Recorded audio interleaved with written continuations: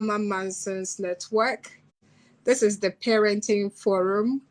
My name is Marvelyn, and I'm here with Reverend Michael Israel. Today, we are going to try and discuss and dissect some issues with dealing with rebellious and deviating kids. Rebellious and deviating kids.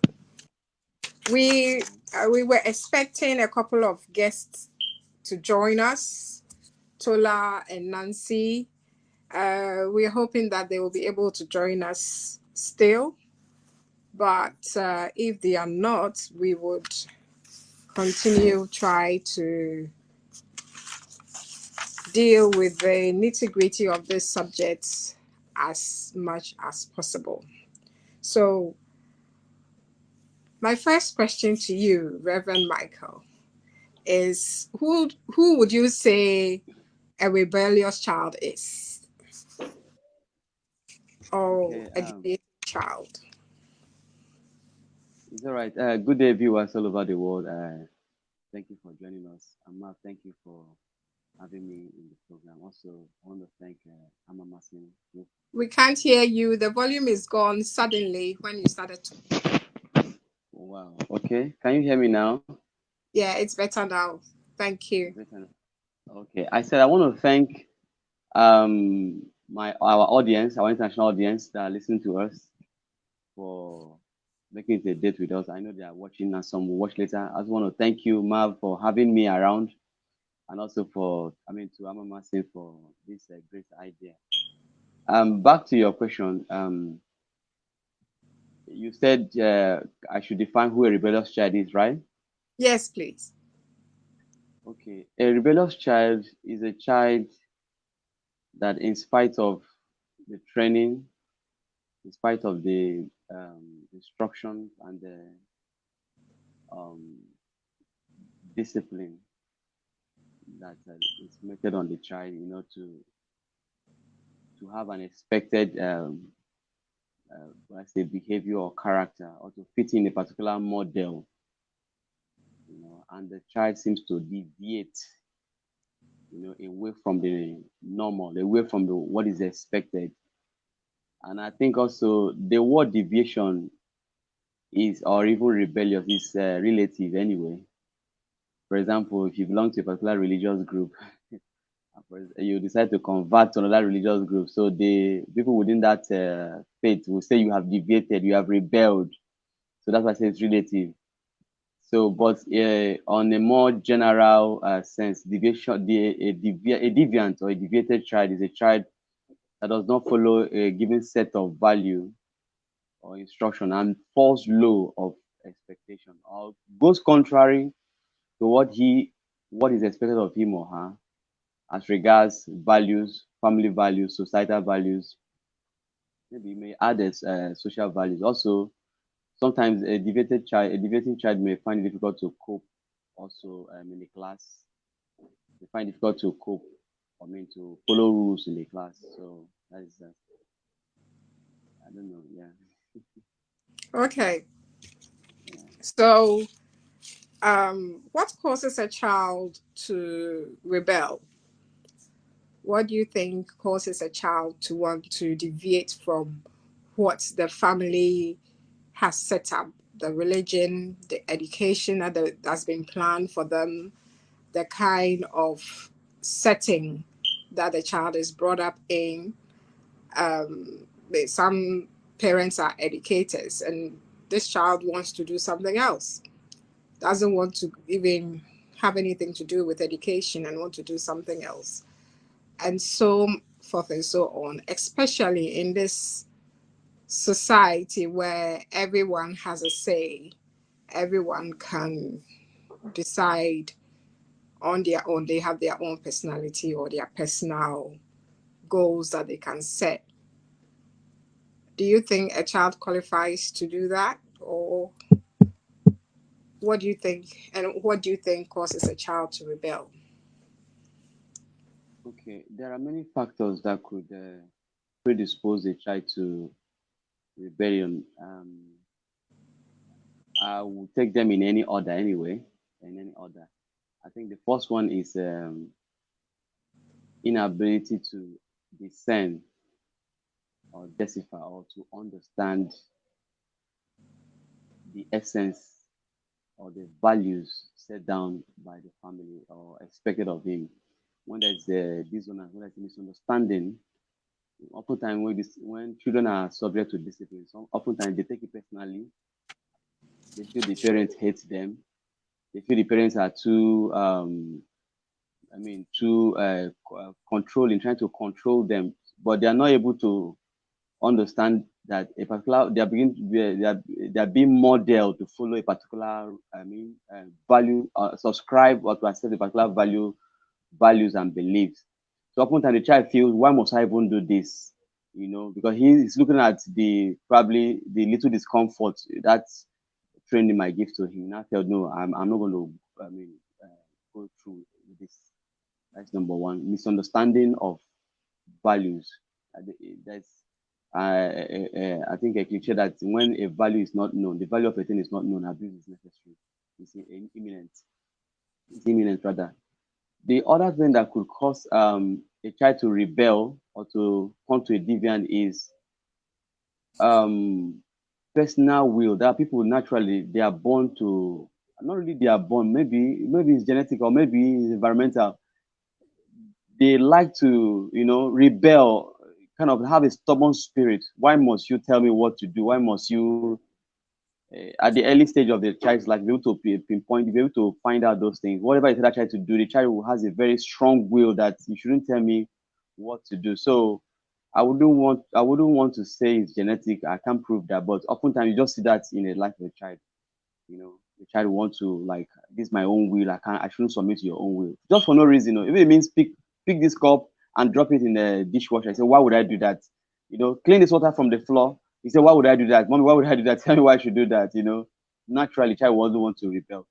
The other thing that could cause a rebellion is peer pressure. When a child has a wrong association, friends will tell him this thing you're doing is old fashioned, is outdated. Why should you follow so and so? It's not trendy. So the child wants to carve out a niche for himself by checking on his friends what they do. So he will try to mimic them and model his life after that. Then another thing that I feel might cause a child to rebel is when you are too strict, overly strict. When you're overly strict in raising your child, when you're so strict, it makes them they submit your, I don't know there where you stay, but here in Africa, oftentimes you see people flogging a child or spanking a child without likely, I don't know, I can't tell where the line is crossed to become an abuse, but oftentimes, the child will say, okay, the highest thing you do is to discipline me or to flog me or to ground me, and they are ready for that. They are ready for whatever punishment you're going to, give out to them. But in their spirits, they are rebellious. They don't. It's not affecting their spirit. They don't agree what you want to. The discipline you want to met on them. So that is that when you are so strict on the child. Environmental factors. Environmental factors could also cause a child to be rebellious. When a child begin to keep friends sites, begin to take some phone calls, begin to relate with people, unknown people, or people you wouldn't approve of. It could make the child, when he comes, he sees you as an hindrance. In order not to make this discussion long on this question, I want to state that the final aspect I want to look at is when a child makes the wrong choices. You might associate with will, but choices, making the wrong choice. When a child, out of choice, out of willingness on his own, say, "This is the life I want." You see today, children who are male at the age of 8, 9, 10, 11 in the advanced countries, they want to turn to transgender on their own. Maybe their parents might even be ministers, maybe religious leaders, or even, you know, they were like, where did you get this thing from? The child said, that's my right. And societies sometimes have a way of protecting the rights, even a deviant right. So that's why I say the word deviation or rebellion is their relative, depending on. So, but I think we pinpoint them down to our culture, family value, and our religious belief. Thank you very much. Okay. Yeah, but I like to you to explain more. A child not wanting to do something is is it really being rebellious? They don't want to do something, and probably they don't like doing it. They are not happy to be. You haven't even taught them properly how to do something. Like sending a child, and sometimes the communication is wrong, and the child is just expressing themselves as to why would you do this. Do you think that's being rebellious? Isn't rebellious a too much a word for that? Okay. Rebellion is a characteristic, is a trend. Mm, We're talking about trend, not just an action. mm, There's a difference between habits, action, and character. mm, Somebody can perform a wrong action right now, maybe out of anger, frustration, or depression, what have you, and say things or do things that is inconsistent with his character. You know, that is just an action that could be corrected. One could have a habit. When those actions becomes a daily routine, it becomes a habit. And when that habit becomes part of that person's nature, it becomes a way of characterizing. The word character means to characterize, to define. So action, lingered action or continuous action. Zig Ziglar said something. He said, what you do daily, you do permanently. And a man cannot behave in a manner that is inconsistent with his nature. So that action that is probably that is a mistake or something that happens spontaneously or accidentally, if you continue to feed that action, it becomes a habit. And if you go ahead to feed that habit, it becomes a character, it becomes a nature, it becomes ingrained, a second nature to the person. So when a child refuses to do something at first instance, it's not really rebellion. So rebellion is a trend, it's a characteristic, it's like characterizing over time. Maybe in the house, you have spent 365 days in a year. The child has disobeyed you 200 something times or 100 something times in a year. It has become a habit. It's not something that is isolated. So if the child is not comfortable with something, it's good you find out why the child is not comfortable with that. Probably, like I said in my entry behavior, I said that lack of understanding, or maybe you might use the word better put, lack of communication, understanding yeah. of the set of values could cause a child not to really adhere, not understanding in clear terms why he should do this. Oftentimes, as parents, what we tell children, do this, but sometimes we're supposed to attach descriptions, do this, do this, do this homework, so that you're not, so you're not, you have poor grades, do this, do that. Also, we can use a reward system to reward. If you do this, I get you a bicycle. If you do this, I get you a phone. If you do this, I get you that. It's a way of encouraging a child. So when it becomes a trend over time, regardless of all efforts or approaches you apply, yet the child is not bulging, I think it amounts to rebellion. Yeah. Yeah. And also, I think that for a child to rebel, it means you haven't been able to establish an understanding as to the trajectory of where you are assuming or pursuing them to grow or to go, whether in education or at home. Like, this is the plan of the house. This is how we want the house maintained. This is how we treat each other in the house. This is how we talk to each other in the house. So you have to abide by these rules. You let the child understand them. And if they go against that rule over and over and over again, which is not the rule of the house, it means they are rebelling against you. Another thing is, as you said, they don't value anything that you've put in place. It means they don't value whatever you said. One other thing is also children that I see rebel is especially children that see their parents not practicing what they preach. Yeah, yeah, should have said that. The Okay, yeah, you're parents right. are doing something and Conferring. then they are putting pressure on their kids to do something else. And Yes. children are very brilliant. You can talk in so many ways, act in so many ways, and they understand it in a way that you don't realize. Um, you tell somebody, someone is coming to look for you, instead of telling the child the truth, you say, tell them I'm not in. You don't explain to the child that I'm busy, this, I don't want to see this person. So, we give them short communication and expect them to understand why you are saying that. So if Yeah. they pick up that habit of lying to you, of also Mm. going wrong, you think you are doing the right thing in the house, but actually you are acting the wrong way and impressing the wrong attitude towards to them because you are not being honest. So they start lying, they start misbehaving. We need to be here on time, but you are always late for a meeting. We need to do this, and you always do the opposite, but you always want them to do exactly what you are not able to do. So, in that way, the child picks that up, and then you will see it as rebellion, rebelling or deviating from you when you need it. Yes. So the main thing is, how do we help parents? How do they deal with rebellious or deviating children? How can we point parents to things that they can do to help their children who are going wayward, who are not listening, who have ideas of their own which is not of value to the family that you set for them, or the goal or the trajectory that you set for them? How do you deal with kids that are going wayward? Okay.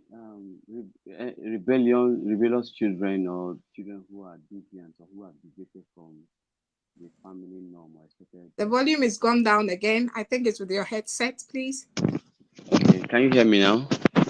Yeah, it's better now. Okay. I said it's usually a difficult time for parents whose children are not really yielding, whose children are rebellious. It's a difficult moment for a child, for the parent, because the parents usually take it personally. They see themselves as failures in some respects. So most times they are embittered or resentful or even frustrated, as to why their child should not follow. Oftentimes we begin to wonder, because if it's for a mother, she'll be like so worried because the family begin to ask her where did this person come from, especially if such trait is not traced. Going to watch, probably she'll be afraid they're going to doubt where this child come from. So it's a lot of things comes to mind in the life of the parents as they seem to worsen the case, by being so coarse, I know, and saying all kind of disapproving words. So my advice or my take on this: any parent whose child is rebellious, first of all, should analyze the situation and be able to, find out why this child is misbehaving by taking an inventory of, the way they have raised the child, taking an inventory of people who, within their sphere of contact, uncles, aunts, nieces, cousins, friends, neighbors, schoolmates, be able to find out where is with it's like analysis with a view to finding out. That's what we call critical analytical thinking or critical thinking, ability to break down a large problem into units so that be able to solve them and resolve them. So you'll be able to like watch around to see where things gone wrong, went wrong rather.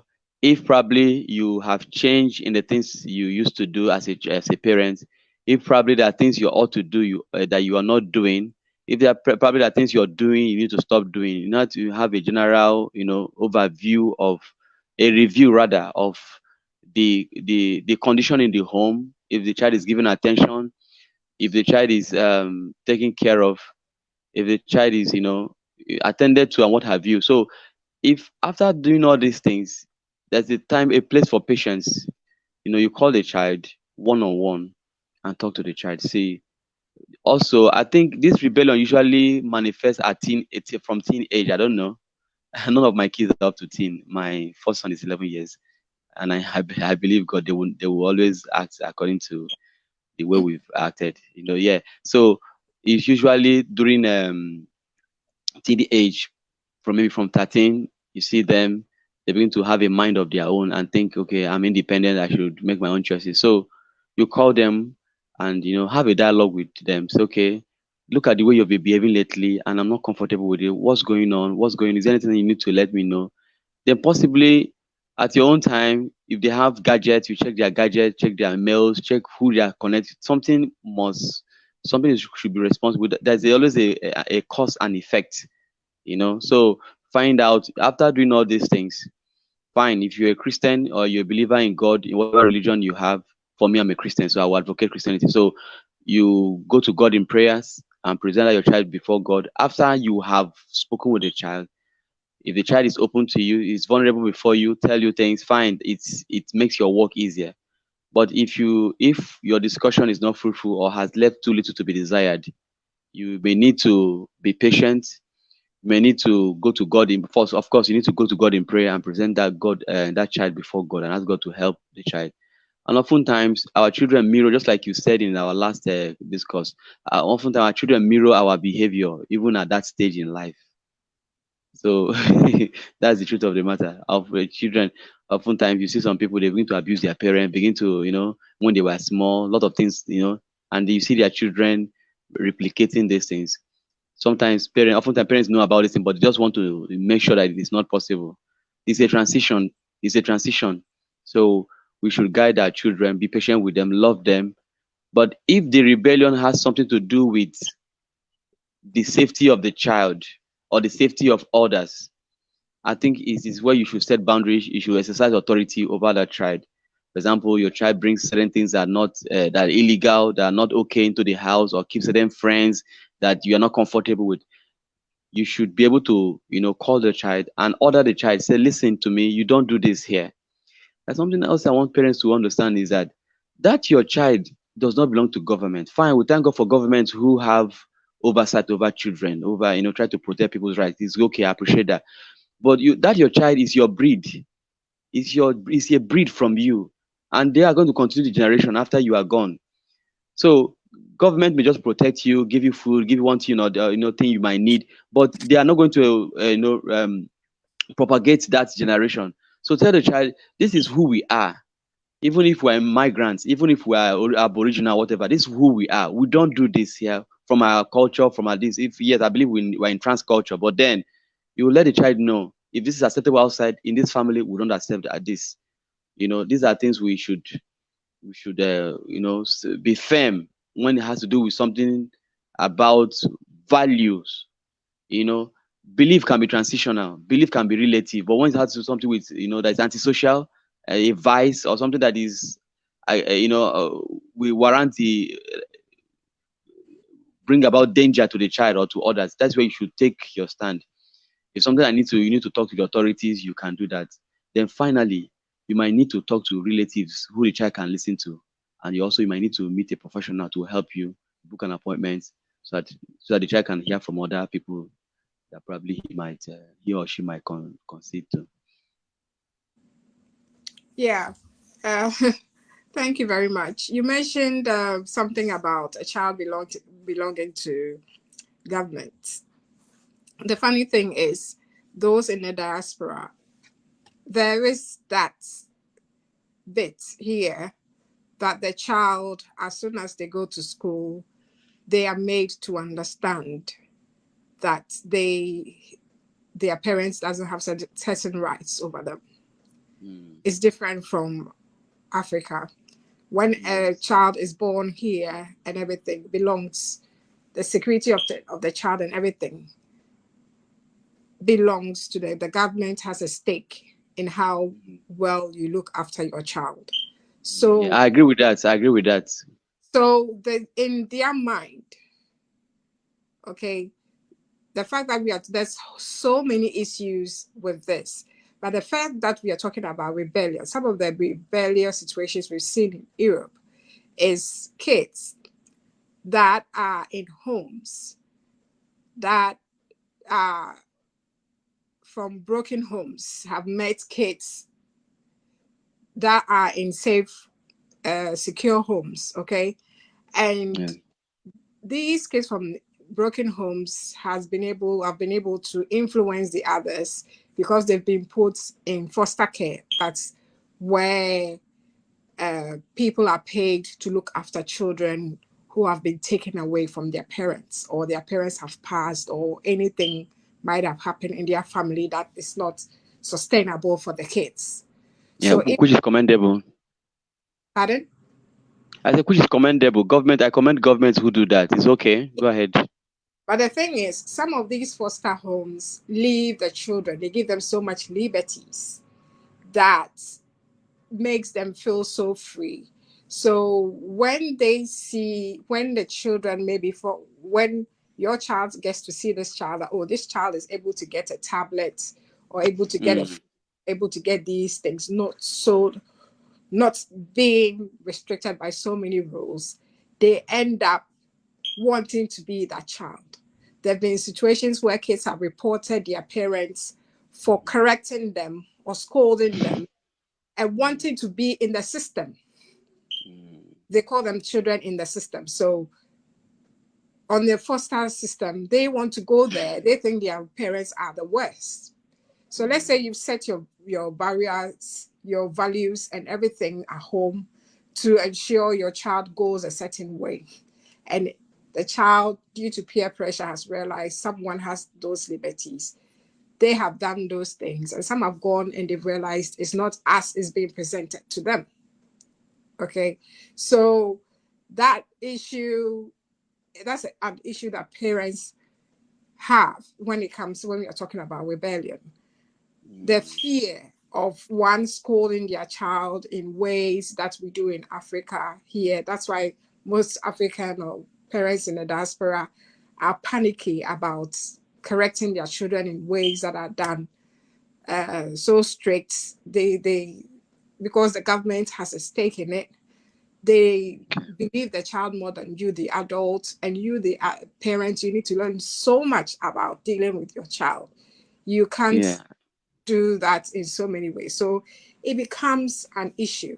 So for me, I think before your child even is influenced by someone outside, you need to see what's the level of communication that you're having with your child. Does your Okay. child understand you very well? Is the communication being comprehended? Does he understand the end goal of where you want to go? How close are you with your child? Because if a family member or anybody outside your home is able to influence your child, then it means there's something wrong with the communication. Something is short somewhere.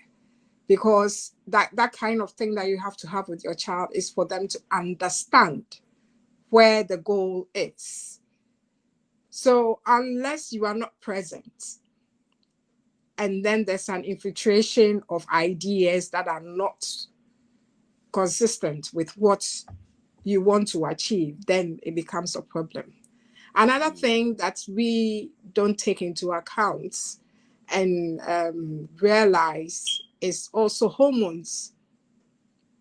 The teenage that they are changing. They themselves sometimes do not know what's going on with them. And we don't take that into consideration as to mentally their minds are changing, their body is changing, their understanding is changing. How do we deal with them? We always see them as children, but they are developing into Yeah. adults, and sometimes we don't bring those hormones into play. And as far as Yes. when, I would. yeah, Yes. I would want us to. Yeah. I so much agree with you. But I yeah, want us to draw. I want us to draw a line between indulgence and deviation or rebellion. second. I said I would want us, in view of what we're saying, I want us to draw a line between indulgence, self-indulgence, and rebellion. They are two different things. You know, So, please, Hello? Please explain self-indulgence. Okay, self-indulgence is when a person indulges in things that he is not expected to do, but as a result of pressure, hormones, and the knowledge out there, exposure out there, wrong exposure. So I think No, is I'm not talking about indulgence. No, no, meant. no. I'm saying there's a difference between indulgence and deviation. You talked about hormone. So when there's hormonal changes, I don't think is I'm not talking from just African view. I'm just using a global font. I'm saying that there's a difference between indulgence and rebellion. Yeah, Rebellion. Yeah, yeah. someone can be indulgent and you see a child behave in a way that you didn't expect. You went to indulge in maybe in alcohol, one thing or the other one. You patient No, with them together. But deviation is being standing contrary to what is expected of him and of the society. Go ahead. don't you think that a child's hormones can affect the way they behave normally Mm, because they are growing up? So they would like to push boundaries and see what they can get away with when they get to an adult. Some of them break voices. When they break voices and you used to scream at them, they feel like they are an adult. So they don't want you to, why are you talking to me like that? And then you go, oh, my child didn't used to, now that you think that you have a deeper voice, do you think you can scream back at me? So you, the adults would think your child is rebelling, but you don't realize that the child is growing, becoming an mm. adult. You can't treat your 11-year-old like a 16-year-old No, it's not if you true. It's don't. not. So that's the angle that I'm going to. I'm not saying indulging in other stuff. No, it No, adds yeah, to the behavior and how they understand things as well. okay. So that Earlier yeah. Earlier I defined the word rebellion, deviation as a trend, a character trend, and not just an action. yeah, So when a child say, "I don't talk to me this way," but if he's consistent, the child always, rebuffs everything you tell him. It's yeah, rebellion. It's no longer, you know. Of course, even as a parent, you can also overstep your bounds. For yes, example, the yes, way you discipline your 11-year-old child is not the way you're going to discipline your 16-year-old child. It's not yeah, possible. yeah, Sometimes you need to negotiate. It's a negotiation now. You negotiate and communicate yeah. and look for the middle ground. Yeah. So if a child's hormones is playing up and you don't have that wisdom, then you end up not being dealing with the situation in the appropriate way that you are supposed to deal with. So Okay. that's can you give us instances of when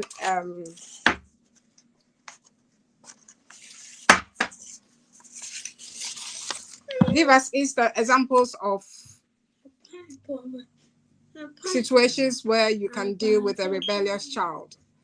I have given one. Let's say if a child has reached a teenage year, the way you talk to them and everything should be a. I'll give you pineapple. Okay. The way you relate to them should change. It they are adults now. So why is mom talking to me like I'm still a child? So they sometimes most of them ignore you.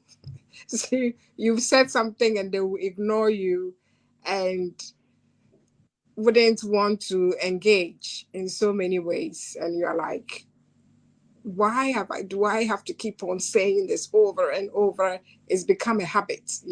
Can you please, what is it? So give us an example of some of the things that kids do that parents might think is rebellious and how they can deal with them. Oh, Excuse me.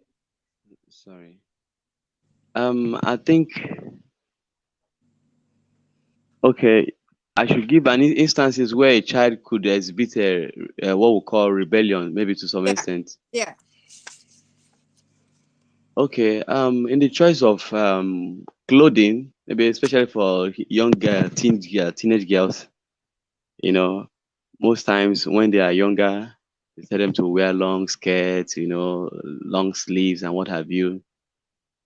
And now they are growing up, probably 13, 14, 15, 16, and their skirts are becoming shorter and their clothes are becoming fewer.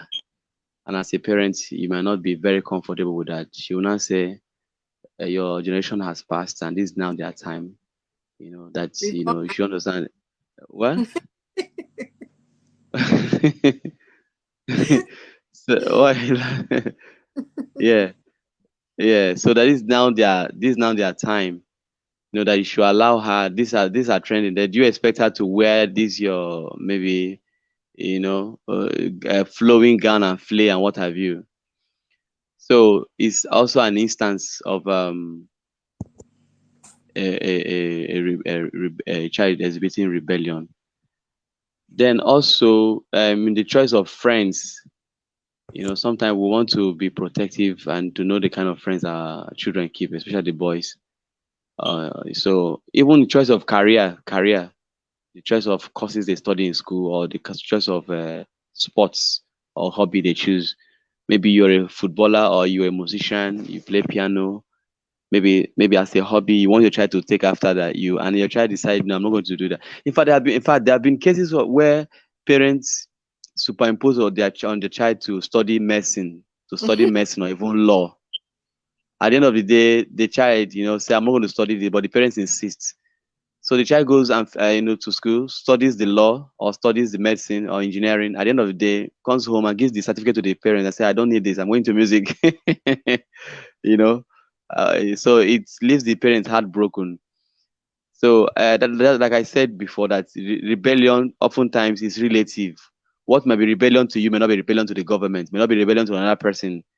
But I said once it has to do with morality or value system, that is where should be concerned. But if a child decides to do another line other than the line you told, I think it's something you should negotiate, something you should. There was one time we went for a missionary work in a school, a nursing school somewhere. We met a young lady. She said she studied nursing. He said the father said she will not study medicine. I mean nursing. That she should study medicine. She was not able to get the cutoff mark, and she couldn't get the admission to study medicine. So she went to study nursing. The father, after paying the first year fees, withdrew his support for the young lady, maybe a lady in maybe 16, 17, 18, was not paying her school fees. The lady was living in hostel with people, squatting with people. It was so pathetic. I told her, you need to go and speak to your dad. He said, I've called my pastor to speak to him. I've called our lecturers. I've called my matron to. He doesn't want to listen. I said, I'm so sorry. I don't think I can help in this matter, but we'll continue praying. Probably God will touch your parent. And I asked, okay, what is the highest qualification of your dad in academic qualification? What she told me was left too little to be desired. The man was not really lettered. A young man, or maybe in his 40s. So to him, he felt he wants a doctor, probably for status symbol, not really because he wants the girl to be, happy or to be promised. I told her, I don't know what to do, but you need to find a way around it. I thought of the mother. He said the father said the mother should not join issues with him. She should just be neutral in this matter. And each time the mother secretly sends food stuff or money or pay fees, the father will come to the school and tell the school to refund the money, that the child should not be here. So it's quite a precarious, a complex situation. So to the parent, I said, can I speak to your dad? He said he will not listen to you. So I think this is a perfect example of what the man may consider as a rebellion, but in actual sense, that's not a rebellion. Mm. Yeah, and so what would you advise parents who's have vested so much in their children? It's a tricky one Yeah. to become a certain profession in education and other things, and their children are like, no, I don't want to. I want to do this thing of my child. That's deviating from the plan. Some of them go to the extent of even going halfway and saying they want to withdraw. Some also, sometimes from the beginning, they are advised, they don't want to listen.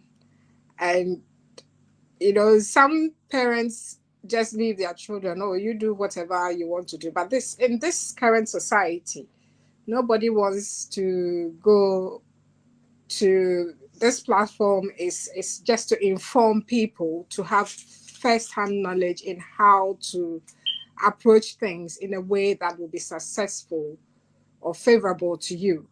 So for parents whose kids are who wants their kids to progress in better areas, it's advisable for you to sit down and have a good communication. Look for a coach or a mentor or somebody for the child to guide them in education. That's something we rarely do. Some people have the money to pay for stuff, and the child finishes school and cannot do anything that will favor them. Then they become a burden in the home. So in education, it's very vital in any aspect of a child growing up.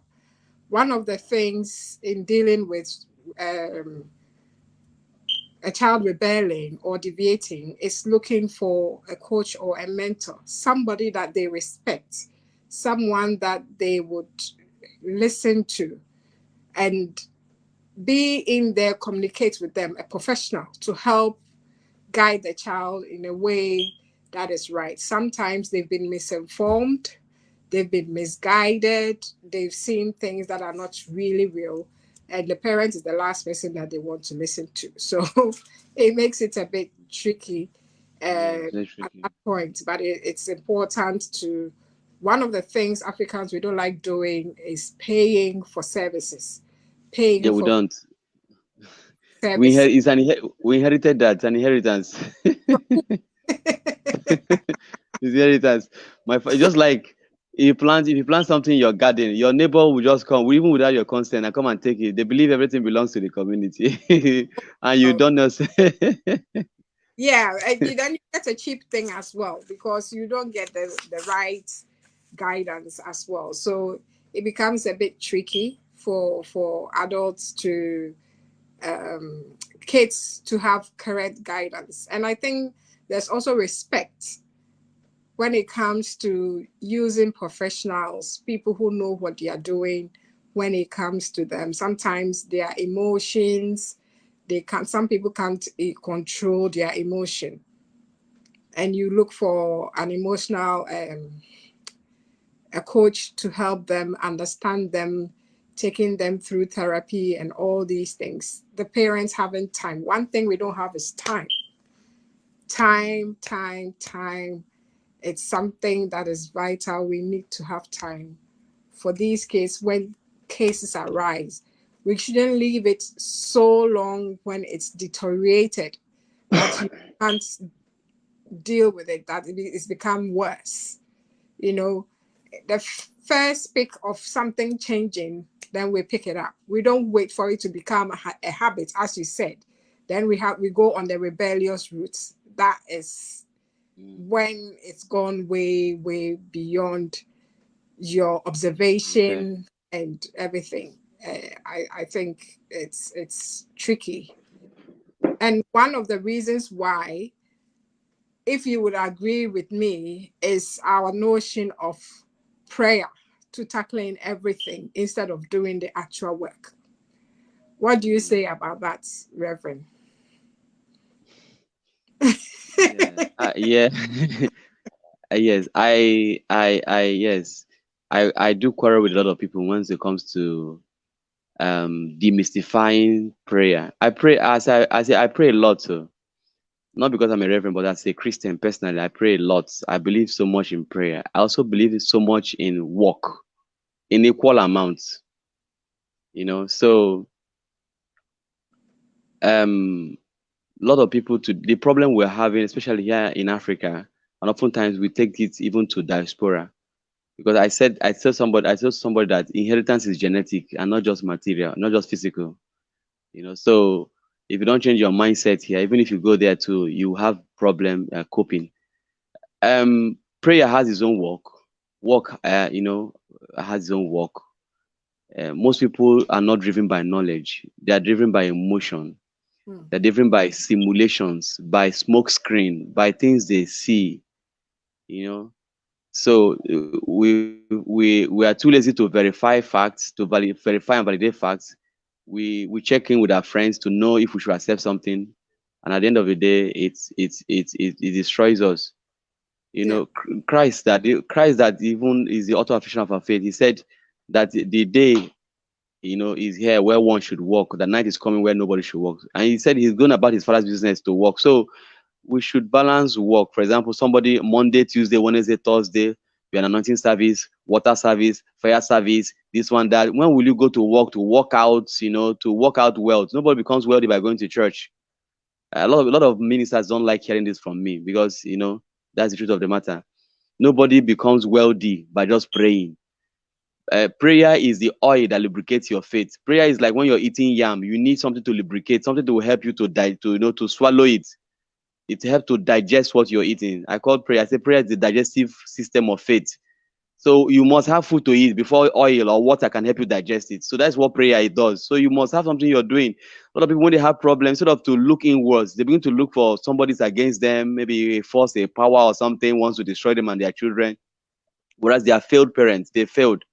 I think, just like you said, instead of trying to bend an adult, I think from infancy to even 8, 10 years, if you miss your child from infancy to 5 years or to 7 years, you've lost that child. That's the truth of the matter.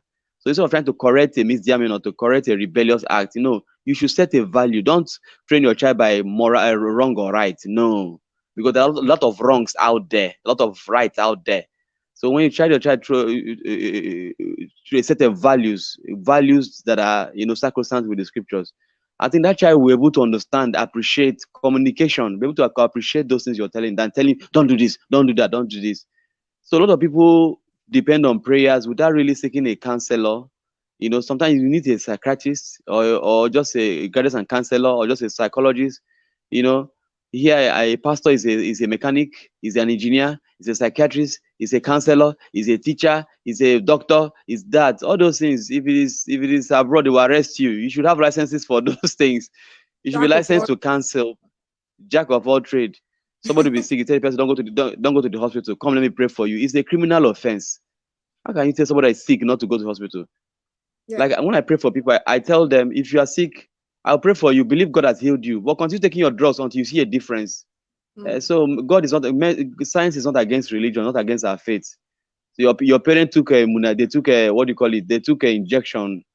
Is immunization when they were pregnant of you, with you rather, and now they gave it to you. They gave a lot of immunization, a lot of things, and now you're sick. You take paracetamol, you go to hospital. So how without drug, I don't know whether you'd be alive today. In addition to God helping us, so we should appreciate those scientists that invented those drugs.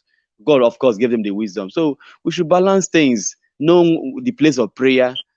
After you have done everything, now back it up with prayer. Let prayer, in case there are hidden things, mysteries that you can't fathom, let prayer help you. But not you abandon your war responsibility. You are praying to who? And praying to one man of God. Say, God, give us wisdom, give us brain, so that we allow Him to rest. So, in when a child rebels, one of the things is there's some friction that appears in the home because the child, you're pulling the child this way and they're going that way, and the friction comes in.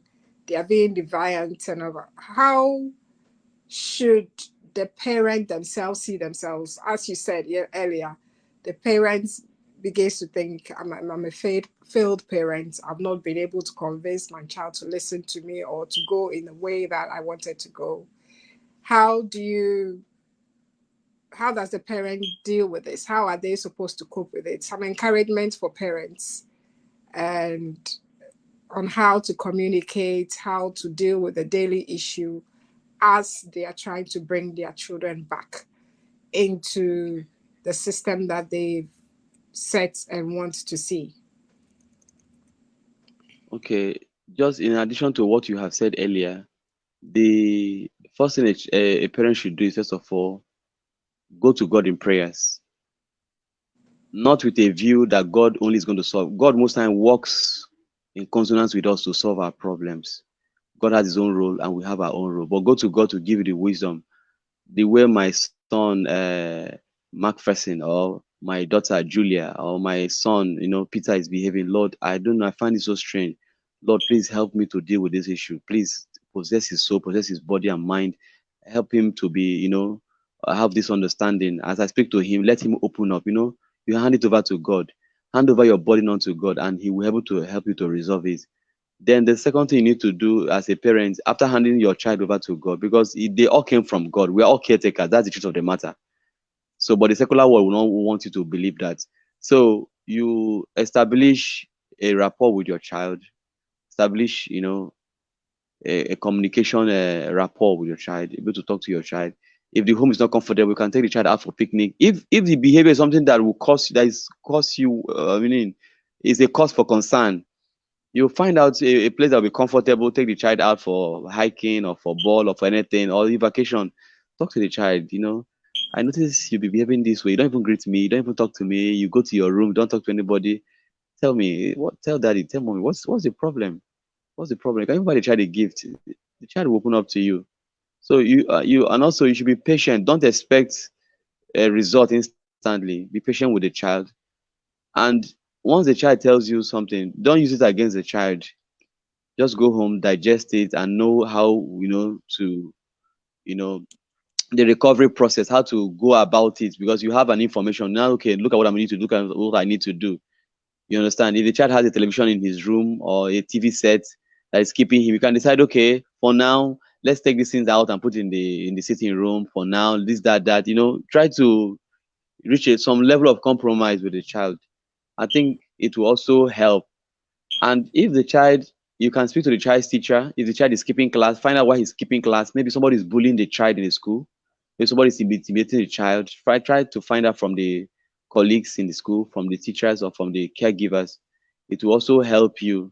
If you attend a church, if you have a Sunday school, you meet a Sunday school teacher or the youth pastor or whoever is around or whoever is in charge of that section in this church. You talk to them about your child. You may not need to be direct, just to keep your eye on him. You know, they could formulate messages or teachings within that group. That's a small group, a way to talk to the child, not really specifically, but on a general note, without the child knowing what is going on. So I think that will also help. Then seeking medical, sorry, not medical, I'm sorry, seeking a professional help will also help. And also, the parents should do it conjointly. When the issue of discipline should be, it's not when one parent rebukes a child, the other say, don't mind your mom, don't mind your daddy, come and take this, come and take ice cream, come and, you are gradually destroying that child. So whatever you're doing, whether it's discipline, whether it's recovery, whatever it is, it should be something that both parents will do and agree to. Even if you don't do it concomitantly at the same time, you can do it at different point in time, reinforcing what you have said. Then reinforce your love for the child.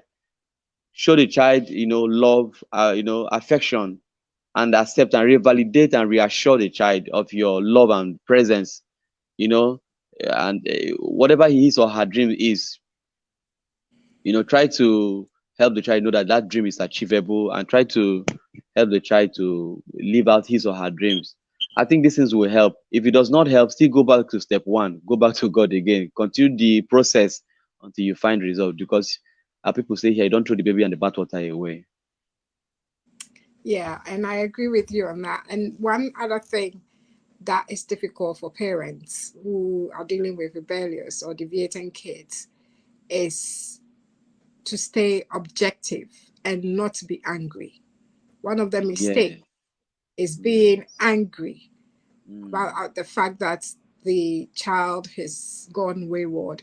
It's understandable. You have the right to be angry, but you should be also able to control your emotions, because with anger you wouldn't be able to objectively sit and find out ways to deal with the situation appropriately.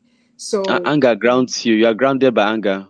yes, It paralyzes one, and your uh, your your thinking faculty shuts down. yes, It gets so shut down. that Yeah. remove you have to remove the anger and grow more love for the child in a way that you want to regenerate whatever ideas that this has grown up with or has picked up or you've encountered. you know Deal with it as an accident. You've been in an accident. Okay, so now what do we do now? You don't get angry because you are in an accident. What you are focused on is recovering and healing and getting better. Yeah. So Yeah. it's vital that you take the anger off and be Another objective. word, another point to that anger is fear. Fear of what's the worst case scenario, what could go, fear of I've lost this child, fear of is it retractable, is it something that is amenable? Yeah, yeah, Anger and fear. and then the worst thing is also watching what you say to the child. You don't want to make cases worse. You don't want to lose the Close up child your chair. because they've gone against you. So you say things that makes the child feel unwanted because they know that they've wronged. They know that they are going the wrong way. They know all that. What they Yes, need then is more love in the direction that you want them to go. Do you want to conclude for us? I think our time is up. yes. Okay, yes. What I would like to advise every parent is um like I've said earlier, also in other videos, interviews, that the Bible says, train up your child in the way he should go, and when he's old, he will not depart from it. When you have that basic foundation in the Word of God, it's very important that you train your children with the Word of God. See, the Word of God is not just moral rules, and not just morality. It has a spirit in it. That spirit could get hold of it. Even a deviated child, when God gets hold of that child, as a result of the training the child has gotten and the spirit and the angels that keep charge over that child, the child will be restless. You might think the child is very heady, but the child himself is having battles in his or her mind and will definitely come back. So hand everything over to God. And if your child has passed to the point that you're not able to train him again, I mean, able to correct and what have you, as a result of the rebellious behavior, what you need to do is you know continue to pray, continue to show the child love, because there's another that said you kill more flies with honey than with vinegar. So if you are being abusive and being offended or full of fear, and there's something the Bible says, whenever you fear will come upon you. So just be positive, be open-minded, be objective, seek for help. In fact, seek for help, both help from God, help from people who are professionals, help from loved ones, help from ministers around you. I think that will also help you. And do not act in a way that will make the child to run away and run into the world, because that will be more catastrophic. So I think that I will end on that. Yeah. And as Reverend has already said, we all know the story about the rebellious child.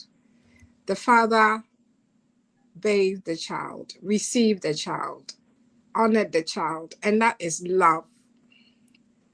He didn't throw him away. He didn't say, "You wanted me to die and you take my possessions." Rather, he welcomed him, threw a party for him. In that same way, when your child is rebellious, try as much as you can to have that kind of heart with that insight that you still have your child. You can still save the situation and do the best to help your child to come out from whatever situation that is looking so hopeless. The rebellious child went away. Your child is still with you. So it's less work. And there is hope if you believe in God. I think somebody just said something. You said the things are something, the pre-things Yes, are something else. yeah, the preteens are something else. We know they um I was a terrible teenager, I must say. My mom didn't when I came back from secondary school, she said, "Where is my child? This is not my child." Then I said, Imagine. different altogether. And for me, it's because I had seen the world. She kept me so close. When I went to secondary school, it was like the gate was like, what's this? What's that? What's this? What's that?